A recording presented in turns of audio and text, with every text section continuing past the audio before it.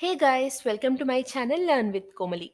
Today's question of the day series, question number 19. India's first gold ATM has been inaugurated in which city? Options: Varanasi, Hyderabad, Lucknow, Kochi. So before looking into the answer, let's see some of the important details about this first gold ATM. Gold Sika, a company that specializes in buying and selling of gold, introduced this ATM with technology support from a Hyderabad based startup called OpenQ. In the ATM, the buyer selects the price and gold worth that price is released to the buyer. India's first gold ATM and world's first real-time gold ATM has been launched in Hyderabad.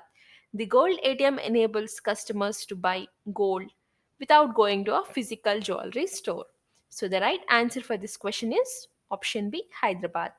And here is another question for you. Which state has passed bill to raise reservations in the state to 76%? And here are your options. If you know the answer, comment down, and if you do not know the answer, click on the video that is shown on the screen. For more such videos, subscribe to my channel Learn with Komali and do not forget to check out the community post.